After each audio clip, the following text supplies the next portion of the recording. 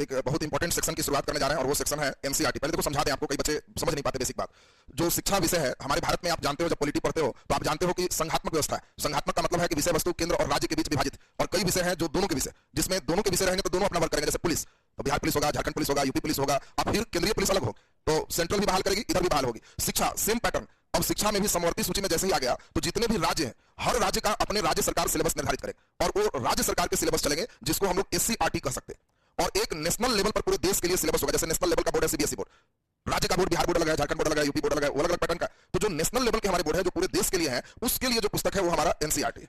तो पहले तो ये समझना था एनसीईआरटी और एससीईआरटी के बेसिक डिफरेंस। अब यहाँ पे है क्या, ये पैटर्न को हम बताएं। सबसे महत्वपूर्ण चीज आपको समझना है कि इसमें जो भी एनसीईआरटी है उसी को हर राज्य अब फॉलो करती है। जैसे अगर बिहार की बात की जाए तो बिहार में बिहार स्टेट टेक्स्ट बुक करके बीटीबीसी, इसी एससीईआरटी को बिहार में आप नाम सुनोगे बीटीबीसी करके। तो ये जो बीटीबीसी बुक है ये बेस्ड अपॉन एनसीईआरटी है, जो केंद्र जो है शिक्षा के लिए नीतियां तय करती है, उसी के अनुसार से सारे लोग चलते हैं। लेकिन ये अंतर देखने को मिलेगा, कई लेसन एनसीईआरटी में है जो बीटीबीसी में नहीं है, या उत्तर प्रदेश सरकार की जो किताब एससीईआरटी है नहीं होगा, झारखंड में नहीं होगा, ऐसा हो सकता है। ये बात हम क्यों कर रहे हैं, सिर्फ इसीलिए कि यदि कोई बच्चे अगर राज्य सरकार के बहाली में शिक्षक भर्ती हो या कोई बहाली हो और वहां दे रहा है कि 9वीं और 10वीं कक्षा के सिलेबस से पूछेंगे, तो उन बच्चों को एक बात छोटी सी ध्यान रखना है कि एनसीईआरटी तो पूरा पढ़ना ही पढ़ना।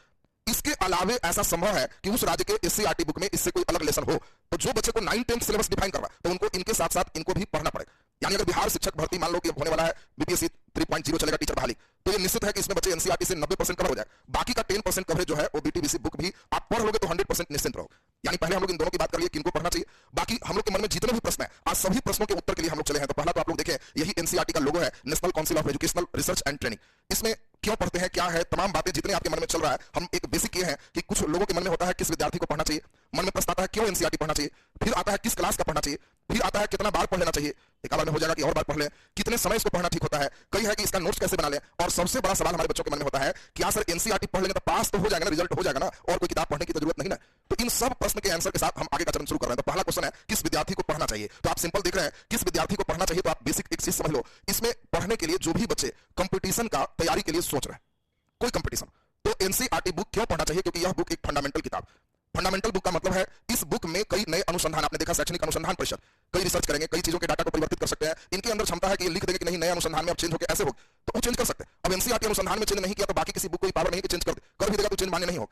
और इसीलिए एनसीईआरटी को फंडामेंटल बुक माना गया। फिजिक्स की भाषा में आप पढ़े होंगे 7 फंडामेंटल क्वांटिटी, उसी पर डिराइव क्वांटिटी चलते हैं। तो जितने भी बुक मार्केट में देखते हो जो लेखक उन्होंने अपने बुक के लेखन में सहायता के लिए एनसीईआरटी की सहायता लिया है, और एनसीईआरटी एक फंडामेंटल बुक हो। पहले यहाँ पर एक प्रश्न और रह जाता है कि सर ओल्ड वाला पढ़े कि न्यू वाला पढ़े, एक भी क्वेश्चन आ जाता है। तो आपको पहले ये ध्यान देना है कि किस तरह का डाटा, जैसे हिस्ट्री की बात करोगे तो ओल्ड वाला बुक में लड़ाई झगड़ा डेट इस पर ज्यादा ध्यान, कब लड़ाई हुआ, कैसे हुआ, क्या हुआ, इसे पूरा। नया वाला बुक में क्या गया है, लड़ाई झगड़ा कम और कल्चरल डेवलपमेंट ज्यादा, कि बच्चे के अंदर सकारात्मक चीज है, ये राजा का क्या क्या अच्छा था, मंदिर कैसा बनाए, कौन सी मूर्ति बनाए, क्या कला रहा, ये सब नया पर ध्यान दिया गया। तो अभी हम लोग न्यू पर ही फोकस करेंगे। लास्टली एकदम बढ़िया तैयार हो जाएगा तो एक बार जिस विषय को बोलेंगे, जिस क्लास का बोलेंगे, केवल उसके ओल्ड की स्टडी हम लोग कर लेंगे। नया वाला में थोड़ा डायग्राम और मैपिंग को बढ़ाया गया, जो ओल्ड में नहीं, ओल्ड में कंटिन्यूटी है, लिखा हुआ कहानी जैसे, इसमें बीच बीच में डायग्राम है, खुद से भरो, परीक्षा में नहीं आएगा लेकिन तुम्हारी बुद्धि को बढ़ाए, क्या मैपिंग है, वो सब न्यू वाला में बहुत अच्छा है। एनसीईआरटी किसी भी कंपटीशन में 10% निश्चित क्वेश्चन का एक आधार होता है, जो अच्छे प्रश्न जो नहीं बनने लायक होते हैं एनसीईआरटी से कहां से पढ़े सर, तो उसका आंसर है कि एनसीईआरटी से ऐसे 10% प्रश्न को हम लोग सोल्व कर सकते हैं, और बहुत अच्छा हर कंसेप्ट पर उसमें क्वेश्चन दिया रहेगा। तो क्यों एनसीईआरटी पढ़े, किस बच्चे को पढ़े, चाहे वो बच्चा चपरासी की तैयारी शुरू कर रहा है, यहां से लेके आईएएस बनना चाह रहा है, यहां तक कुछ भी बनना सोच रहा है, तो एक बार आपको इसका बेसिक बुक है, फंडामेंटल बुक है, स्टडी करना चाहिए। बाकी जितने भी मन के सवाल हैं सब है किस वर्ग के बुक को पढ़ें, बहुत इंपॉर्टेंट ये भी प्रश्न, कौन कौन से विषय पढ़े। तो एनसीईआरटी के लिए जनरली हम सलाह देंगे हिस्ट्री ज्योग्राफी तो अवश्य पढ़े। बाकी अगर पॉलिटी नहीं भी पढ़ते हैं तो कोई बहुत इशू नहीं, क्योंकि पॉलिटी के लिए डायरेक्ट कई किताब मार्केट में है जहां से बच्चे चलेंगे तो वहां से सब सिस्टमैटिक उनके हो जाते हैं, इसलिए इसमें बहुत आवश्यकता नहीं रह जाती। इकोनॉमिक्स में नए जो ट्रेंड आए हैं, जैसे दरोगा में ही इस बार एग्जाम हो, तो वो सब एग्जाम के जो भी प्रश्न थे एनसीईआरटी बेस्ड थे, आपको कई फार्मूला पर दे दिया, न्यूमेरिकल दे दिया, मन में सोच रहा है कौन किताब मार्केट का खरीद लें। तुम जो मार्केट का कोई बुक लोगे वो डिराइव्ड बुक होगा, जो फंडामेंटल एनसीईआरटी से लिखा गया हो।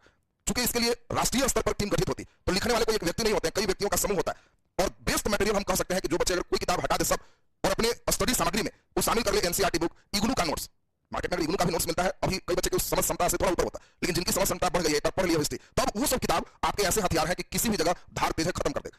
कई लड़के हमारे एकदम योद्धा बना हुआ, युद्ध जीतना है, लेकिन रूम में उसका हथियार देख के आश्चर्य लगता है कि चाकू लेके और शेर मारने की योजना। हथियार भी तो उस टाइप का चाहिए कि हमको शेर मारना है, तो हथियार भी शेर कैसे मरेगा उस रेंज का चाहिए। और मालूम चला बेचारा स्वतंत्रता के पहले वाले 2-3 किताब रखे रहते हैं कि बहुत पुराना है, वही है, बस हो गया, एकदम भोथराया हुआ 2-3 चाकू और शेर मारेंगे हमको, एकदम कर लेना है बीपीएससी। तो ये नौकरी अंततः सिर्फ सेल्फ स्टडी से मिलेगा, इसमें कोई आश्चर्य नहीं। हम लोग सिर्फ एक लुब्रिकेंट है जो आपके प्रोसेस को फास्ट करे। उसी किताब को लेकर के आप जितने समय लंबे लगाएंगे एक दिशाहीन रहेंगे, हम लोग एक इंजन ग्रुप में चालू रहेंगे कि बस ऐसे बढ़ते चले, जितना बढ़ गया सेकंड फेज में फिर कौन बुक पढ़ ले, बस उसके बाद फिर क्लास का मटेरियल कोई भी जगह होगा वो लगभग 60% सहयोग करेगा। बाकी 20% के तुम्हारे कितने अच्छा ऊपर करते हो इस पर भगवान ने भी सिर्फ हड्डियां दिया, स्केलेटन, कितना मोटा हो गया तुम पर छोड़ दिया, खूब खाया, हमको मत देखो गौर से। हाँ, ये ज्यादा गौर से तुम देख ले क्या मुंह, तो जो है इसमें इस पर हड्डी सबको दी, सबको एक दी, लेकिन बाकी तुम पर है। अब कोई चीज ना अच्छा लगता है, लीवर खराब है तो दुबला हो, ना एकदम टाइट है तो मोटा जाओ। सेम चीज है, टीचर तुम्हारा स्केलेटन देंगे किसी विषय वस्तु का, टॉपिक वाइज सब देते। कई टीचर हड्डी भी नहीं देते हैं, वो बेचारे रीढ़विहीन प्राणी बना देते। रीढ़विहीन का मतलब है कि उसको ना लेसन पता है ना टॉपिक पता है, जैसे तैसे पढ़ रहा है तो रीढ़विहीन है, उससे कोई बहुत अच्छे कंपटीशन की आशा नहीं किया जा सकता।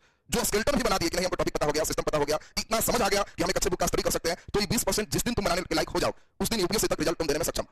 टीचर कोई ऐसा नहीं है, किसी के यहाँ पढ़ लो, दिल्ली नहीं, अमेरिका में भी कोई खोल दो और जाकर बच्चे पढ़ ले, तब भी जब तक अपने 20% नहीं ग्रो करोगे नहीं पास करोगे, क्योंकि जहां व्यक्तित्व की बात होगी वहां टीचर बेस्ड परीक्षा ही नहीं है, तुम्हारे अपने व्यक्तित्व है, स्वयं तुम्हें करना है, तो इस लाइक तुम्हें करना होगा। तो इकोनॉमिक्स में हम सलाह देंगे जिस बुक का उसको कर लेना। साइंस में फिजिक्स, केमिस्ट्री और बायोलॉजी किस वर्ग का पढ़े इसमें बात समझिए। हिस्ट्री को अब जो लड़के आर्ट्स बैकग्राउंड से वो डायरेक्ट सीधा सीधा 9, 10th, 11th, 12th, अब बहुत नीचे से छठा से चलने की जरूरत नहीं, अब इतना भी फॉर्म में नहीं आ जाए कि 1 क्लास से शुरू कर रहे हैं। 1 क्लास से महात्मा गांधी तो कोई मतलब नहीं है। हम लोग एक उस तरह का रखें जिसमें हमारा उद्देश्य हो, एनसीईआरटी हमें वो आधार प्रदान करे जिसपे हम अपने सपनों की ऊंची इमारत खड़ा कर सकें। ये सिर्फ हमारा एक इमारत है, इसमें कोई नीड नहीं है कि हम लोग छठा, सातवां, आठवां ये सब नहीं पढ़ने की आवश्यकता है, हिस्ट्री में जरूरत नहीं, क्योंकि उसी चीज का विस्तार आगे की कक्षा में और हम लोग वहां से समझ जाए।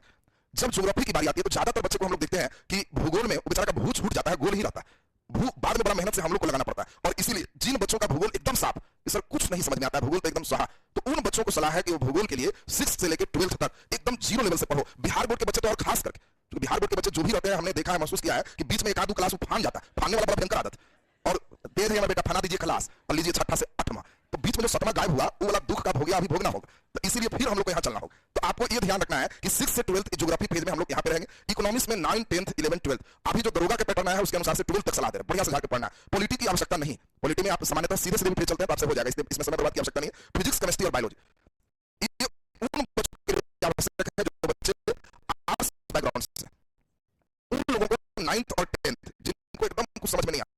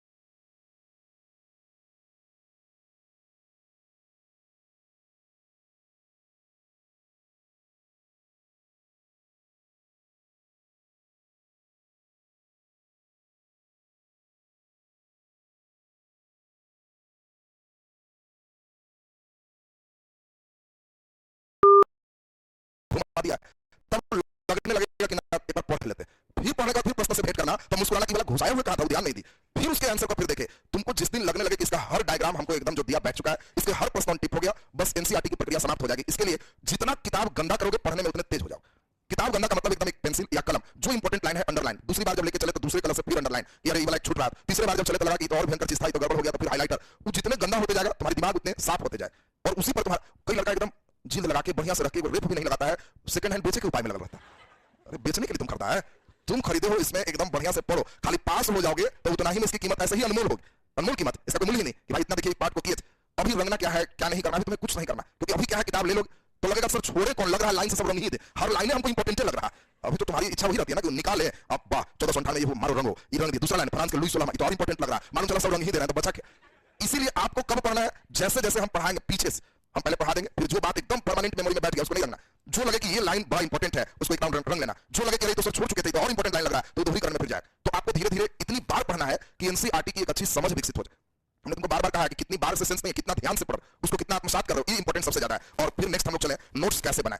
अब नोट्स इसीलिए बनाना जरूरी है क्योंकि कथा सुने रहोगे तो एक हमने लिखा है घोड़ा क्यों अड़ा, पान क्यों सड़ा, रोटी क्यों जला और पढ़ाई क्यों भूला। सब का आंसर एक ही है, उलट पुलट नहीं हुआ। बात समझो, सब का आंसर एक ही है, उलट पुलट नहीं हुआ। अब अगर कोई आदमी घोड़ा पाले हुए और घोड़ा पर डेली बैठ नहीं रहा है, खाली खिला रहा, 15 दिन बाद बैठोगे तो उठा के पटक देगा। घोड़ा कहता है डेली हमको इधर से उधर लेफ्ट राइट करवाओ तब हम चलेंगे, नहीं तो और जाएगा। फिर वही चीज है पान क्यों सड़ा, पान बेचने वाले को देखो नहीं भी ग्राहक रहेगा तो 500 पान काटते हमेशा बीजी देखो। कभी देखना दुकान में नहीं भी खाते हो तो देखना करना कि बात सही में परमानेंट बीजी लग रहा है, ग्राहक नहीं भी है तो नीचे से ऊपर कर रहा। अगर उलट पुलट नहीं करेगा तो उसके पान सड़ जाए। ठीक यही चीज रोटी बनाने वाले को आपने देखा हो, तवा पर दिए और तुरंत उलट पुलट एकदम लगे रहना है, वो अगर गप में चले गए तो जल गया। सेम यही क्रिया आपको करना है। पढ़ाई जो लड़के करते हैं भूल जाते हैं, वो एक नेचुरल प्रक्रिया। तुम जिस चीज को अपने से समझते हुए सुनते हुए अपनी कॉपी अपने हैंडराइटिंग में बना लोगे, उसको समझ लोगे, एक बार किताब पढ़ लोगे तो धीरे धीरे मेमोरी से अस्थायी मेमोरी की ओर चला जाएगा और तब लगेगा कि सर एकदम सही हो। तो इस उलट पुलट करने के लिए नोट्स तो जरूरी। अब डेली सत्यनारायण स्वामी जैसा मिलाद जैसा कथा सुनो, या और संत फुकाया अष्टम अध्याय समाप्त, कथा में दिखता है आदमी अध्याय सोचता है कि मैं कितना लेट पहुंच, जाने के बाद पूछता है क्या अध्याय, तब अंतिम है यात्रा से आया। मेन फायदा तो प्रसाद में, ओरिजिनल उसको बड़ा आनंद खुश, अभी सूर्य हुआ है बड़ा गड़बड़। तो उसी तरह का कई लड़के को लगता है मेन फायदा हमारा प्रसाद क्या है, तो पीडीएफ में कई लड़के भी है ओरिजिनल प्रसाद ही मिल गया, कथा सुनने चाहिए। तो यहाँ पढ़ाई में इंपॉर्टेंट नहीं है, पढ़ाई में तुम्हारा स्व होना चाहिए लिखित। हाँ अदर समय नहीं है, जॉब करते हो, समस्या तो है, तो तुमको एडजस्ट करना होगा। फिर उस कंडीशन में पीडीएफ खुद से भी बनाओगे, अपने लिखोगे, यहाँ से हम लोग भी जो दे रहे हैं थोड़ा उसमें कंपेरिजन करके डाइजेस्ट करते चले जाओगे। और कोशिश करना है किसी भी लेसन को सिर्फ 10% मिनिमाइज कर। मतलब अगर हम यहाँ पे मान के चलें कि किसी क्लास का 80 पेज का एनसीईआरटी है, तो नोट्स बनाने में इसका 10% हम सिर्फ 8 पेज का नोट्स जिस दिन बन गया उस दिन किताब हटा देना। शुरू में नहीं बनेगा, शुरू में बड़ा चलेगा, बड़ा ही रहेगा, कोई बात नहीं, धीरे धीरे अगली बार जो एकदम याद है उसको क्यों लिखे। अब तुमको कहेंगे कि भाई भारत का खोज वास्को डी गामा किया थी, नोट्स में तुम लिखेगा, अब कहना कि सब हो गया, उसका परमानेंट सेक्शन है, जो वैसी बात रहे कि लगे कि हाँ एकदम ये वाला बात अभी इंपॉर्टेंट है, परमानेंट में नहीं गया, तो धीरे धीरे 8 पेज में एक किताब आ जाए और वो आ जाएगा। और तब उस दिन होगा कि नोट्स तुम्हारा बहुत बढ़िया हो गया। हम लोग भी जो बच्चे ऑनलाइन में बच्चे हैं या ऑफलाइन, उनके लिए हम लोग Telegram Vidya education by Rahul sir अभी इनिशियल इसी पे पीडीएफ अभी लेसन बाय लेसन पढ़ाएंगे, अपलोड करेंगे, धीरे धीरे इसको और मॉडिफाई करेंगे। पहला राउंड वैसे बच्चे के लिए है जो एकदम जीरो, दूसरा राउंड फिर हम लोग इसको अपडेट करेंगे जिसमें होगा कि नहीं अब जीरो नहीं है, अभी पढ़े हुए हैं, जिस दिन 10% पर ला देंगे वो अंतिम क्रीम, बस उसी के सुगंध को करने के लिए एकदम लगे कि हाँ एकदम ठीक ठाक हो गया, मतलब एकदम दही अभी जमेगा, फिर रगड़ेंगे तो मक्खन आएगा और तब उसको जब गर्म करेंगे ना तो घी आएगा। और तुमको हम कहें कि बताओ इस दही में घी है तो है, तुमको लेकिन निकालने का प्रोसेस आएगा तब है, नहीं तो तुम हाथ डाल के हल्ला करते रहे कहाँ तक घी है, कहते हैं इसमें घी है, देखो तो कहाँ घी है, दही है साफ नजर आ रहा है लेकिन उसमें घी है, वहां तक के चिंतन से तुम्हें मंथन करना, तो वो स्टेप आने चाहिए। इसमें लिंक वगैरह नहीं मिलने पर आपको दिया हुआ है 8294422949 पे व्हाट्सएप लिंक लिखने से भी चला जाएगा, आप इसमें ऑटोमेटिक शामिल रहोगे। व्हाट्सएप चैनल पे भी रहोगे तो वहां लेकिन हम लोग पीडीएफ नहीं डाल सकते, व्हाट्सएप चैनल पे पीडीएफ ऑप्शन नहीं रहता, इसलिए पीडीएफ आपको यहीं पे उपलब्ध होते चला जाएगा। अब सबसे इंपॉर्टेंट है, ये सवाल सभी के मन में होता है जो क्लास में पहला दिन बैठते नहीं भी बैठते, उनके मन में आता है कि क्या केवल एनसीईआरटी पढ़ ले रिजल्ट हो जाएगा? बोलिए यस या नो, कैसे बताओ? नो, अच्छा तुम लोग जान रहा है, अच्छा यस वाले भी हैं, अच्छा बहुत बढ़िया। सुन लीजिए इसमें बेसिक बात, एनसीईआरटी एक आपके फाउंडेशन है। जैसे मकान बनाने में पिलर की आवश्यकता होती है, तो पाइलिंग देखा है तुम लोग करते हो, तो जो पाइलिंग पहले दावा होता था पाइलिंग होता कि पाइलिंग जितने मजबूत होंगे इमारत उतनी ऊंची जाएगी, उतनी ऊंची जाएगी। पाइलिंग ही कमजोर है तो क्या कोई 10 मंजिला ले जाएगा? नहीं ले जाएगा। आप चाहते हो कि बहुत ऊंची इमारत तैयार करें, बहुत ऊंचे कंपटीशन को निकालें, तो सबसे बेस्ट फाउंडेशन के लिए जैसे कई कंपनी के सीमेंट इंपॉर्टेंट है, उसी तरह से यहाँ एनसीईआरटी सबसे बेस्ट इंपॉर्टेंट फाउंडेशन। जिस बच्चे का ये वाला फाउंडेशन एकदम मजबूत है तो ऐसी संभावनाएं रहेगी कि कई छूटने वाले प्रश्न में भी रिलैक्स करते रहे। दूसरा, उसके सोचने और समझने की क्षमताओं में काफी विस्तार हो। जैसे हम लोग हिस्ट्री चलो, अब इसमें वर्ल्ड मेन पढ़ना है, इंडियन भी पढ़ना, लेकिन वर्ल्ड इसलिए नहीं पढ़ना कि परीक्षा में आए, वर्ल्ड इसलिए पढ़ना है कि उस समय तुम्हारे जो सोच है, जिस समय हम क्षैतिज रूप से क्लास को आगे बढ़ाए तो उस समय ऊर्ध्वाधर रूप से आप गहराई में भी सोचो। जैसे अभी तुम मान लो केवल हम लोग पढ़ाते हैं हड़प्पा सभ्यता, और हिस्ट्री कोई टीचर पढ़ा रहा है तो हड़प्पा पढ़ा रहा है तो आप हड़प्पा में बढ़ते चले जाओ, लेकिन क्या हड़प्पा के जैसे तुम पढ़ रहे हो कि नाली थे, रोड थे, तो क्या वर्ल्ड में केवल हड़प्पा ही था? नहीं, तो उस समय और कौन कौन थे और उसके क्या क्या महत्व थे? अगर यह तुम समझ पाओगे कि मेसोपोटामिया की सभ्यता क्या थी, चीन की सभ्यता क्या थी, मिस्र की सभ्यता क्या थी, और उसका डिटेल हम्मुराबी का विधान सभ्यता क्या कहता है, तो इससे ये सोच जो विकसित होता है ये विषय के पकड़ को बहुत मजबूत बनाता है। और इसी के लिए एनसीईआरटी केवल ऐसा नहीं है कि कोई व्यक्ति पढ़ ले तो उससे रिजल्ट होता है। एनसीईआरटी एक आपके अंदर सोच प्रदान करता है जिससे आप और अच्छे बुक को पढ़ सकते हो, फॉलो कर सकते हो। बाकी किसी भी किताब को ले लोगे, जो बच्चे एनसीईआरटी पढ़े हुए हैं तो उस किताब में हर किताब अच्छे होते हैं। मैं हमेशा कहता हूं कि कोई एक बुक बेसिक बुक ले लो, लेकिन उसके लिए एनसीईआरटी पढ़ के उस बुक को पढ़ना, उसमें भी कई जगह शुद्धि होगी, आप स्वयं ठीक कर देना कि एनसीईआरटी में देखते था इसमें ही हो, इसके लिए परेशानी की आवश्यकता नहीं। हम लोग का एनसीईआरटी एक फंडामेंटल बुक है, ये जो कहता है वही सत्य, बाकी बुक उनके द्वारा लिया गया है, इसलिए बाकी बुक क्या कहता है उससे मतलब नहीं होता। कई बच्चे यहाँ पे भी हमने देखा है कि कंपटीशन की तैयारी करने में एक बच्चे को हमने बोला कि एनसीईआरटी में देखो ऐसा है, उसने अगले दिन हमको व्हाट्सएप किया कि नहीं सर एनसीईआरटी में नहीं है, देखिए ऐसा लिखा है। हमको क्वेश्चन भी याद है, अजात शत्रु की माँ कौन? अब छेलना माँ है या फिर एक और शादी हुआ था, आप याद करो जल्दी से, कोसला देवी। अब माँ कौन है? अब बड़ा इंपॉर्टेंट है, अपनी मां चलना तुमको लग रहा है, कोसला देवी लग रहा है, एक मध्यकुल की राजकुमारी से भी शादी है, श्रीमा से, तो अब इनके आंसर अलग अलग बुक में अलग अलग मिले। लेकिन एनसीईआरटी क्या कर रहा है, जब हम बच्चों के क्लास में डिस्कस किए तो हमने देखा बच्चे ने प्रूफ भेजा, हमें आश्चर्य हुआ, कहां एनसीईआरटी खाता है, तुम्हारा एनसीईआरटी नहीं है। उसने आगे का फोटो भेजा तो लिखा हुआ क्या था, एनसीईआरटी पर आधारित सारांश। आजकल जो एनसीईआरटी को कई लोग ने एकदम भूत भूत टाइप के एकदम कर दिए। एनसीईआरटी एनसीईआरटी होता क्या है, जो बच्चे पास करते हैं उनसे कुछ पूछा जाए तो बेचारे शर्म से नहीं बताते हैं कि कैसे बोलते कि लूसेंट पढ़ के पास हुए, मेरा इज्जत कम जाए, ये स्टैंडर्ड कुछ बोल देते हैं। कैसे कई लोग आएगा भले टेंपो में बैठ के, कैसे आया बाबू, हम जो है एसी ट्रेन से एकदम सीट, टेंपो नहीं बोलता, अगर आया पैदल भी तक आया वहां से रिजर्व ऑटो कर लिया, सेम है। कई बच्चा पास कर जाता है, अब उन लोग बोला कौन बुक पढ़े हैं, तो बेचारा एनसीईआरटी पढ़े, भले एक भी नहीं करता, तुम में से छोड़ दो उसको, छोड़ तुम ही में से कोई लड़का नहीं पढ़े हुए भी रहेगा, और अगर पास होगी और उसको कोई टीचर बुला देगा कि बोलो, अब कोई ना कोई तो दागी देगा कि कैसे पढ़े थे, कौन किताब, तो देखता है कि लूसेंट बोलेंगे तो कहेगा झोला छाप लिखा है, तो बेचारा स्टैंडर्ड बढ़ाने के लिए एनसीईआरटी से पढ़ लेना चाहिए। अंदर अंदर मुस्कुरा रहा है कि आज तक हम नहीं पढ़े हैं लेकिन तुम पढ़ लो, ऐसा कंडीशन होता है। और बच्चे के अंदर एक भूत जैसा बैठ जाता है, और इसका कई लेखक भी नाजायज फायदा उठाता है। अपने बुक पर जान के कुछ भी रहेगा तो लिख देगा एनसीईआरटी बड़का को, और नीचे छोटा लिखेगा पर आधारित, वो बहुत छोटा रहता है, और लड़का एनसीईआरटी देखा था, हाँ यही है, लाओ एकदम ठीक है। 6 महीना बाद मालूम चलता है कि एनसीईआरटी नहीं था, पर आधारित। तो पर आधारित नहीं खरीदना, पर आधारित तुम्हें स्वयं अपने से बनाना, बाकी वो नोट्स तुम्हारा पर आधारित हो। एनसीईआरटी की बुक लेनी है आपको, और ये आपको समझना है कि जैसे भोज में जाते हैं तो गुपचुप चाउमीन ये सब जो खाते हैं वो एक स्टार्टर है, भोजन अलग होता है, उसी तरह से भोजन अलग है, एनसीईआरटी एक स्टार्टर। जो बच्चे बिगिनर हैं, पहली बार तैयारी शुरू करना चाह रहे हैं तो इससे बढ़िया कोई कोर्स नहीं हो सकता। कई बच्चे ने तैयारी को शुरू कर लिया लेकिन बाद में मालूम चला कि ना हम झोले घर छोड़ दिया है, तो कोई बात नहीं, फिर आ जाइए, झोला लेते चलेगा, बीच बीच में वो 10% क्वेश्चन में बड़ा सहयोग करे। कई ऐसे मुद्दे हैं जो पढ़ाने के दौरान में सिर्फ इसमें तो उसकी चर्चा नहीं हो पाती। कई प्रश्न आपको जब पढ़ाएंगे तो देखिएगा कई वर्ल्ड हिस्ट्री की बात होगी। आजकल धीरे धीरे एनसीईआरटी में अधिक होने के कारण हिस्ट्री में जुड़ना एक फैशन सा बनते जा रहा है और इसीलिए शामिल कर रहा है। दरोगा वगैरह में पुलिस, बिहार पुलिस में देखा कई क्वेश्चन डालते। अब बिहार पुलिस का बच्चा तैयारी कर रहा है, बेचारा अगर लाख कहीं पढ़ते रहेगा, जब तक इसके थ्रू आउट स्टडी नहीं किया तो आजकल का जो पैटर्न है पुलिस में भी क्वेश्चन लेवल का रहा है जिसमें अच्छे से पढ़ने की आवश्यकता है। तो आपको पहले सोचना है कि इससे केवल रिजल्ट नहीं है, ये रिजल्ट पे ले जाने वाला सबसे मजबूत साधन है और इसके फाउंडेशन पे बना हुआ स्वप्न का बिल्डिंग बहुत ऊंची इमारत खड़ा होगी। ये मेन मान के चलना है। अब इसमें हम लोग इंपॉर्टेंट चीज शुरू करें। हम लोग का एनसीईआरटी सीरीज में हिस्ट्री का चलेगा, जब खत्म होगा तो भूगोल। हमने अपने ड्यूरेशन को रखा है 2 महीने में हिस्ट्री पढ़ाएंगे, इसके बाद 2.5 महीने ज्योग्राफी पढ़ाएंगे। ये दोनों हमारे द्वारा ही दिया जाएगा। इसके बाद पॉलिटी का कोई जरूरत नहीं है, इसमें फिजिक्स, केमिस्ट्री और बायोलॉजी ये तीनों अलग अलग एक महीने के सीरीज में चले। इसके बाद 1 महीने के लिए इकोनॉमी भी आपका चलेगा। तो ये एक सीरीज में हमने रखा है कि एनसीईआरटी सीरीज आपका प्रारंभ हो रहा है। अभी सभी क्लासेस लाइव होंगे, उसके बाद रिकॉर्डेड मिलते जाएगा। फिर आगे चूंकि हम लोग की व्यवस्था होती है, फिर 1-2 साल चलते रहेगा, फिर मॉडिफाई की आवश्यकता होगी, तब फिर लाइव बैच शुरू हो। मतलब आगे 2 साल तक फिर एनसीईआरटी ये जो खत्म हो गया, फिर रिकॉर्डेड क्लास ही आपके बच्चे पढ़ सकते हैं। 2 साल बाद हमें लगेगा कि कुछ और मॉडिफाई कर, तो फिर नए सिस्टम से हम लोग फिर नए डिजाइन से पढ़ेंगे। वो तो जितने बार होगा उतना ही बढ़िया होते जाएगा। अब इसमें हम लोग सीधा टॉपिक पे आ जाए। ये क्लास इतिहास का क्लास है, हिस्ट्री का शुरुआत है। जिन बच्चों को इतिहास बड़ा परेशान करता है उनके अंदर हम एक 0 लेवल का बैच लाए। हमारा क्लास 0 to 0 एकदम भूल, इतिहास का कुछ नहीं पता, कोई बात नहीं है। तुम प्रारंभिक एनसीईआरटी का जो सीरीज है 9th क्लास से चलेंगे। पहले 9th पढ़ा लेंगे, फिर 9th हो जाएगा तो 10th पढ़ा लेंगे, फिर 10th होगा तो 11th और फिर 12th। जब हम बात करें तो 9th क्लास में 5 लेसन हम लोग इतना बार पढ़ लिया कि पैराग्राफ चेंज है, तुम लाइन बोलोगे तो बोल देंगे कि यहाँ के बाद चेंज हो रहा है। तो धीरे धीरे आपके दिमाग में अपने आप ऑटोमेटिक चलते चला जाए। इसमें पढ़ोगे तो इसमें भी 5 लेसन, इसमें पढ़ोगे तो 7 लेसन है और इसमें 12 लेसन। 12th क्लास में कंप्लीट 2 पार्ट में एनसीईआरटी है, पार्ट 1 और पार्ट 2, और केवल भारत का इतिहास पढ़ना, इसमें विश्व का कोई मतलब नहीं।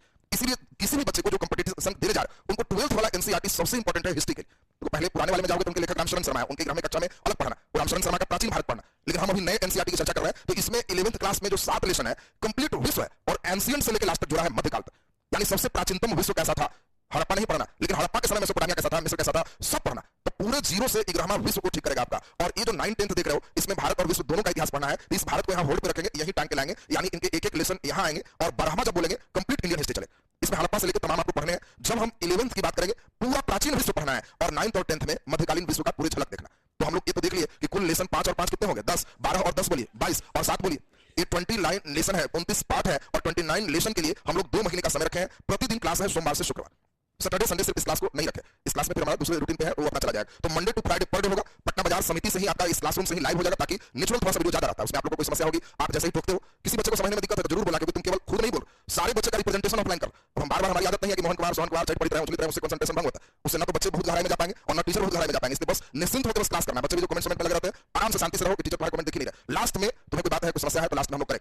हमारे क्लास का नेचर होता है, क्लास के दौरान मैं नहीं चाहता ना किसी तरह का कोई चर्चा, पूरे पढ़ाने के बाद समय मिलता है, देन हम लोग करेंगे कोई बात, और नहीं तो उन लोगों के लिए अलग सेशन फिर हम लोग करते हैं कि चलो चलो अलग सिस्टम। पढ़ाई के दौरान मैं नहीं चाहता किसी तरह की आवश्यक मैं बात करूं और इसलिए हम लोग उस पहलू पे जो है कंटिन्यू करेंगे। अब इसमें ध्यान दीजिए, ये लास्ट अभी सूचना, फिर सीधे हम लोग क्लास को शुरू करेंगे। इसमें 9, 10, 11, 12 के लिए हिस्ट्री के लिए 200 आपका फी निर्धारित है इसमें, और इसीलिए ये 800 पूरे हिस्ट्री के लिए फी है। लेकिन अभी आपका 5 जनवरी तक ये कंटिन्यू सिर्फ ऑनलाइन के लिए 150 है, ऑफलाइन के लिए 300। ये आपको ऐप से ही परचेज करना है। इसमें हमको लगता है 154 या 55 होगा। App Vidya education by Rahul sir play store से डाउनलोड करेंगे। विद्या एजुकेशन के नाम से बहुत आ जाएगा, इसलिए नाम हमने लगा दिया ताकि बच्चे के साथ कोई फ्रॉड ना हो सके। बाकी ऑफलाइन के सिस्टम आपको लिख दिया गया। अब ये सिस्टम पूरे होने के बाद अब सीधा सीधा आपको बुक का दर्शन करा दें। अभी सिर्फ एक किताब खरीदनी, सबको एक ही बार में सब नहीं खरीदना। कोई लगता है एक ही दिन फॉर्म में ज्यादा आता है, आज हम हिला देंगे और फिर ऐसा बेचारा मुरझा जाता है, उत्साह खत्म हो जाए। एक एक जिस दिन लाते हो उस दिन इच्छा रहती है, तो खत्म करते करते जब इच्छाएं कुछ कमेंगे फिर एक नया लाएंगे, फिर नई इच्छा होगी। तो अभी क्लास वाइज हम लोग का क्लास चलेगा इसमें एनसीईआरटी। तो आपको करना क्या है, कक्षा 9 के लिए इतिहास की पाठ्य पुस्तक, यही आपका है सामाजिक विज्ञान। हमने बताया था भारत और समकालीन विश्व, यही पढ़ना। तो हम लोग अभी सिर्फ इसको लेंगे। कितने पाठ है इसमें, 5। फिर जब ये खत्म हो जाएगा तब कक्षा 10 के लिए भारत और समकालीन विश्व चलेंगे और इसमें फिर हम लोग 5 पाठ पढ़ेंगे। तो अभी सिर्फ इस बुक को सब लोग खरीदोगे। फिर यहाँ से पढ़ना कैसे चाहिए, आजकल यूपीएससी का क्वेश्चन इसके शब्दावली से पूछ रहा है। हिस्ट्री लाख बच्चे पढ़ रहे हैं लेकिन एनसीईआरटी नहीं पढ़ रहेगा, बीच का शब्द उठाएगा। अब उस शब्द में कैसे पढ़ना है हम तो टोटल आपको ब्रेक लगाते चलेंगे, काफी आनंद आएगा, इसलिए बहुत बढ़िया हमको आनंद सफर पे लेंगे। जब हम यही आएंगे 11वां क्लास के लिए, तो 11वां में कोई इंडियन लेसन नहीं, इसमें 7 लेसन है और 7 विश्व इतिहास के कुछ विषय हैं। और इस ज्यादातर विषय प्राचीन के हैं कि मध्यकालीन, प्राचीन कालीन विश्व के हैं, कंपटीशन के लिए कम इंपॉर्टेंट, लेकिन समझ स्तर बढ़ाने के लिए इतिहास को हम और अच्छा से समझ सके, इसके लिए सबसे अच्छा ये आपका रहेगा। और यही किताब सबको चाहिए। ये तो मान लो मटिया भी कोई लड़का देगा तो चले, लेकिन इस सबको चाहिए क्योंकि भारतीय इतिहास 2 भागों में है, भाग 1 और भाग 2। भाग 1 केवल एंशिएंट और भाग 2 में मेडाइवल और मॉडर्न। और पूरे कक्षा 12वीं के लिए 2 भाग में जो बुक देख रहे हो ये केवल भारत का इतिहास है और इसमें 12 लेसन, एक 9 से लेसन आएगा और एक 10 से लेसन आएगा। तो 12 और 2 कितना हो गया, 14 लेसन हम लोग वर्क करेंगे सिर्फ और सिर्फ भारत पर, इंडियन पर, एंशिएंट, मेडाइवल और मॉडर्न। हम लोग जैसे हम अपने अनुसार से इसको टर्न अप नहीं करेंगे, इसकी खूबसूरती खराब हो जाए, वो तो फिर बैच अलग। हम इसमें सिर्फ एनसीईआरटी पैटर्न पे ही फाउंडेशन दे और इसीलिए उस पैटर्न पर कितना आनंददायक हो, एक शब्द को कितनी व्याख्याओं से समझ सकते हो, क्या कह रहा है, जहां डायग्राम आपके दिमाग बढ़ाने के लिए मैं खुद यूज करूंगा। और ये आपको 14 लेसन सिर्फ भारत के इतिहास पढ़ोगे, बाकी टोटल लेसन 29 थे और इसमें 14 घटा दोगे तो बोलो कितने हो। इसमें हम लोग देखें कि 12 लेसन यहाँ थे, 7 वहां थे और 10 उधर थे, तो टोटल हमारे कितने लेसन है, 29। इसमें 15 पाठ केवल विश्व पढ़ो। ये किनके लिए अमृत के समान है, जो लड़का बीपीएससी में चाह रहा हो कि हिस्ट्री ऑप्शनल ले ले, तो टॉनिक है।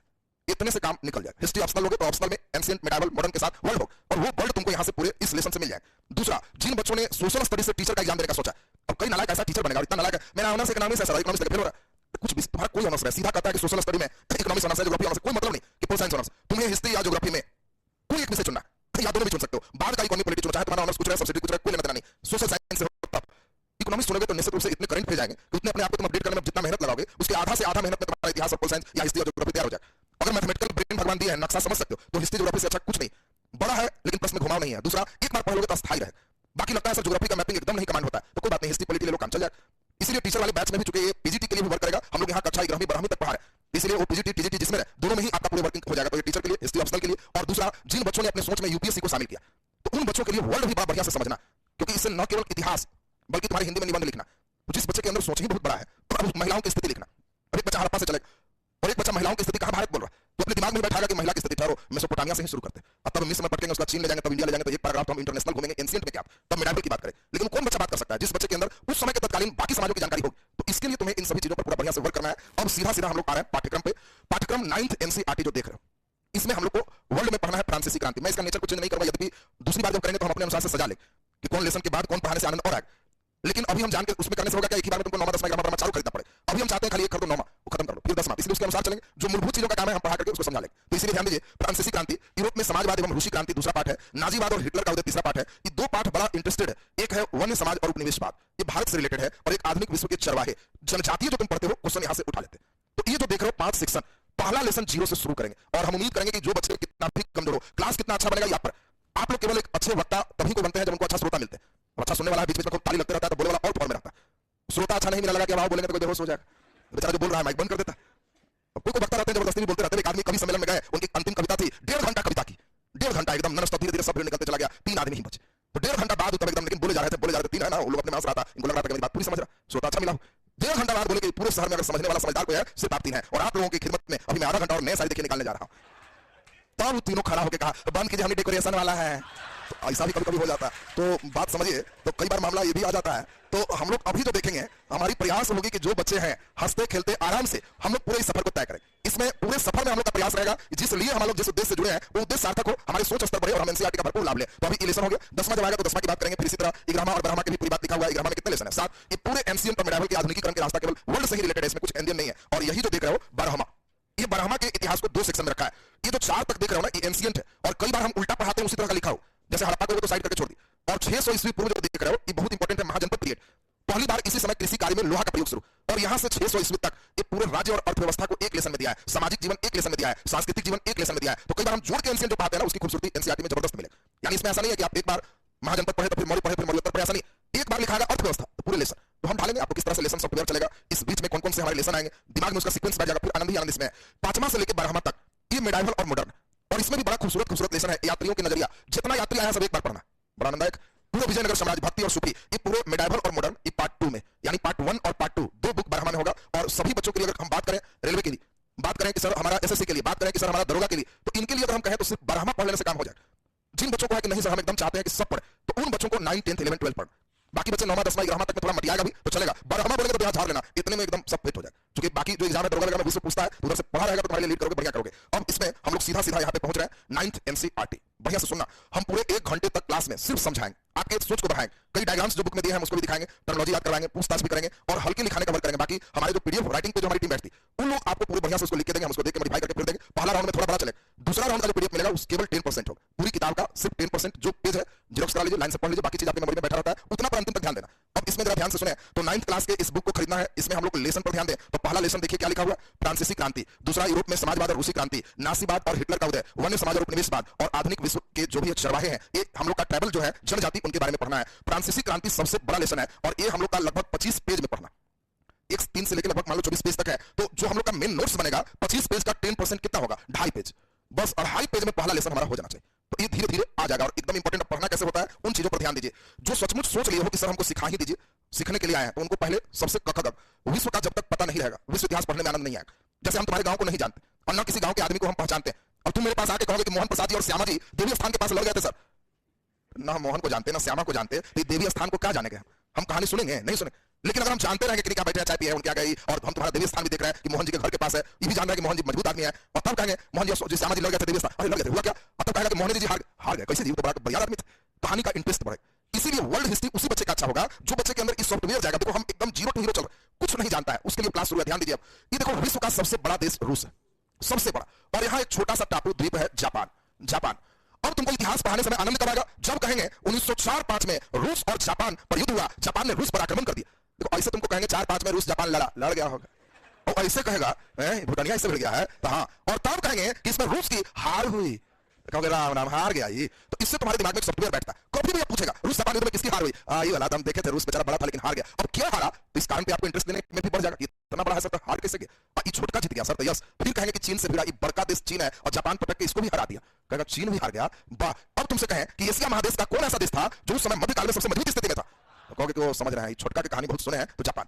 अब धीरे धीरे देखिए तुमको मानचित्र जब तक जिंदा नहीं हुआ, हिस्ट्री उसी बच्चे का अच्छा होगा जिसका भूगोल ठीक, और भूगोल के लिए हम कुछ नहीं, हम जब चलेंगे पूरे मैपिंग बेस्ड क्लास हो। तो अभी हम प्रयास करेंगे हमारे सभी बच्चों को, हम एकदम जीरो से चलना चाहते हैं। मैं खुद चाहता हूं कि सफर में ऐसा सफर शुरू करूं कि एकदम भोंदू नहीं महाभोंदू भी है, किसी ने कह दिया कि तो दिमाग में भूसा भरल है, तो हम उस भूसे का भी यूज करें। कोई कहता है कई लोग कि तो दिमाग में भूसा है, तो कहना भूसा सस्ता समझा का, वो भी महंगा ही बिकता है, कुछ भी है तो यूज लाइक, और तुमको यूज लाइक चलना है। तो पहले एकदम देखो जीरो लेवल की बात करें, सुनना ध्यान से। सबसे पहले इस पूरे विश्व में ज्यादा नहीं 20 देश सभी बच्चे को याद चाहिए, पहला चरण। धीरे धीरे जब बढ़ते जाएंगे तो 40 पहुंच जाए, 20 कंट्री याद है तो क्लास शुरू होने लायक है। मैं पढ़ाऊंगा फ्रांस की क्रांति। अब क्या पढ़ाएंगे जब तुमको यही नहीं पता है फ्रांस कहां है, तो क्रांति क्या लाएंगे? अरे क्रांति तो तब ना आएगा जब तुमको मालूम होगा कि फ्रांस कहां है। इटली के एकीकरण मालूम चला, इटली के लड़का के पते नहीं है, अब गांव के एकीकरण कर रहा है, तो जमीन के पता होगा तब तो होगा। इसीलिए सबसे इनिशियल चीज हमारा ये, तो देखिए जीरो से बात जो शुरू करें, 20 देश मैं चाहता हूं हर बच्चे को याद रहे। देखो पहले इस देश की बात, हम लोग को ग्रीनलैंड का काम बराबर नहीं पड़ेगा, लेकिन ये कनाडा और अमेरिका का काम पड़ते रहेगा। कारण फ्रांस की क्रांति होगी तो आपको सप्तवर्षीय युद्ध समझना होगा, और वहां से जब तक नहीं समझोगे क्रांति में मन नहीं लगे। तुमको कहेंगे फ्रांस पर सप्तवर्षीय युद्ध में इतना लिब्रे का कर्ज हो गया, टर्म मिलेगा लिब्रे, तो कहेंगे कि लिब्रे क्या है, तो कहना वो समझ गया उस समय फ्रांस की मुद्रा कर्ज हो गया, इतना लिब्रे का कर्ज हो गया, लिब्रे मुद्रा हो। तो ये धीरे धीरे आएगा। तो पहले ये देखो, ये कोना में देखने में भी लग रहा है कि काने टाइप का है निकला हुआ, और ये तो अलास्का है, लेकिन ये कान देख के समझना ये कनाडा है और ये अमेरिका। तो कनाडा और अमेरिका दोनों तो दिमाग में आ गया। मैं किसी को भी बुलाऊंगा, 20 कंट्री एकदम टन टन चाहिए, हम डेली, हम खाली आंच नहीं देते, बीच बीच में देखेंगे सीज रहा है कि नहीं सीज रहा तो ढक्कन लगा के सीटी तीन मरवाएंगे। इसमें ना उस आंच का फायदा होना चाहिए, नहीं कि आंच लगाया जा रहा है और ऐसे ही सब निकला जा रहा है, तो कौन फायदा। तो पहले एकदम ध्यान से देखो, तुम्हारी मेन बारी है, इसलिए ध्यान और बढ़ा दे। ऊपर नंबर वाले से कौन है? कनाडा, उसके बाद अमेरिका। तो कनाडा अमेरिका के बाद अब हम लोग चलते हैं यहाँ पे अपने देश की बात करें तो यही हमारा देश भारत। क्या भारत समझ में आ रहा सबको? इसी के बगल में चीन है, भारत के बगल में कौन है? चीन, और यही ऊपर रूस। हम लोग को जो अगला लेसन पढ़ना है ना समाजवाद, ये जो देख रहे हो रूस पूरा डिटेल चल, और यही हम लोग का जापान। जापान ये हमारा चीन है, ये हमारा भारत। अब दिमाग में सेट रखना है, जब हम बोले जापान तो कहना पान में दो पत्ता, बेचारा दो पत्ते है, ये है पान वाला, और ई रूस है, ये क्या है? चीन है, ये क्या है? भारत। आपको ध्यान रखना है कि भारत जो है वो कहा चीनी वाला मतलब मीठा, जाके पान ले आओ, तो जिसको भेजे वो जाके रूस गया कि हम नहीं खाएंगे, बड़ा भयंकर है। भारत क्या बोला? चीनी वाला मतलब मीठा, जाके पान ले आओ, तो जाके रूस गया। तो पहले बता भारत, चीन, जापान, रूस, एकदम दिमाग में लोड हो गया। जब हम बोलेंगे रूस करा धर लिया एकदम ऊपर, जापान, तब मन का नक्शा खुलना चाहिए। हम खाली बोलेंगे चीन का मन का नक्शा खुला हुआ, बगल में जापान के देख रहे हैं, इधर नीचे से भारत के देख रहे हैं, ऊपर से रूस को भी देख रहे हैं, बीच में मंगोलिया का हुआ भी नजर आ रहा है, लेकिन धीरे धीरे अभी मंगोलिया छोड़े हुए। तो अभी पहले ये बताओ भारत, चीन, जापान और रूस, एकदम क्लियर सबका? सबसे इंपॉर्टेंट बात अब चल रहा है, बस इसके बाद तो आनंद ही आनंद है। हम लोग बहुत ही सब नहीं पढ़ना है, हाँ इनको पढ़ना है। ये है मिस्र, वर्ल्ड का, पूरे वर्ल्ड का पहला इंटरनेशनल बाजार, जिसको विश्व बाजार कहते हैं। वो पहला विश्व बाजार में कई देश के लोग वहां परचेज करने हैं। आजकल मॉल देखते हो ना, और कई जगह सुनते हो कि इंटरनेशनल मार्केट, तो वर्ल्ड का पहला इंटरनेशनल मार्केट यही था, सिकंदरिया। ये सिकंदरिया जो मार्केट है मिस्र में, और यहाँ पे अफ्रीका, यूरोप, एशिया, कई महादेश के लोग बिजनेस के लिए आते थे। वर्ल्ड का सबसे पुराना बाजार। तो जब ग्राहक कक्षा में आएंगे तभी सबसे भेंट हो। तो अभी केवल ध्यान दे दो कि देश का नाम क्या है? मिस्र। इधर सुनो, ये एक आयताकार देश है, इसी का नाम है पुर्तगाल। इसका नाम क्या है? पुर्तगाल। ये जो देख रहे हो यही इंग्लैंड है। इनको तो बढ़िया से पहचान लो, बढ़िया से। भारत पर यही आके कब्जा किया था। अब सोच लो, ये भारत है और ये आके कब्जा कर लिया। उसी तरह जैसे हाथी पर महावत जाके बैठ गया।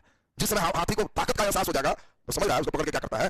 तो उसी चीज का ये हम लोग देखें तो भारत पर इंग्लैंड का कब्जा, ये जो देख रहे हो इसी का नाम है पुर्तगाल के बाद स्पेन, और स्पेन के बाद ये फ्रांस। इसका नाम क्या है? फ्रांस। यही फ्रांस की क्रांति पहला लेसन है। तो पहले अगल बगल के बढ़िया से देख लो, फ्रांस के ठीक ऊपर कौन है? इंग्लैंड। इस साइड में है जर्मनी। कौन सा है? जर्मनी। और ये जूता वाला कंट्री है इटली। इसका नाम क्या है? इटली। तो पहले आपको ध्यान रखना है, बगल में ही हम लोग देखेंगे तो जर्मनी के बाद यहां है ऑस्ट्रिया। फ्रांस और जर्मन के बीच में है स्विट्जरलैंड। इसका नाम क्या है? स्विट्जरलैंड। तो हम समझते हैं पहला देश का नाम कनाडा, दूसरा कौन है? यूएसए, तीसरा भारत, चौथा चीन, पांचवा जापान, छठा रूस, सातवां पुर्तगाल, आठवां स्पेन, नौवां फ्रांस, 10वां इटली, 11वां इंग्लैंड, 12वां जर्मनी, 13वां ऑस्ट्रिया, 14वां स्विट्जरलैंड, 15वां मिस्र। अभी पहले इतना ठीक करते हैं। हर बच्चे को देखो तुम चाहते हो सचमुच ठीक हो जाए, इसका दूसरा इलाज नहीं है, क्योंकि मुझे मालूम है हमारे बच्चों का दुख कहां है और ले जाना कहां है। इसलिए हम एकदम स्टार्टिंग से सफर शुरू करना चाहते हैं। हम चाहते थे तुरंत लिखते फ्रांस की क्रांति और डायनासोर हो जाते, लेकिन हमें मालूम है कि जब फ्रांस की क्रांति करेंगे बच्चे के अंदर ही क्रांति नहीं होगी, क्योंकि इसको फ्रांस का पता नहीं हो। इसलिए पहले एकदम आराम से चलो। सुनेगा, सबसे किनारे गाल, नाम है पुर्तगाल। तो बड़ा आराम है। जब कहें पुर्तगाल और गाल तो किनारे, और ऊपर है इंग्लैंड जो भारत पर कब्जा किया। और जब जूता वाला देख लेना, जब ऐसे जूता नजर आए तो कहना इटली। कभी कभी घर में कहना कि इटली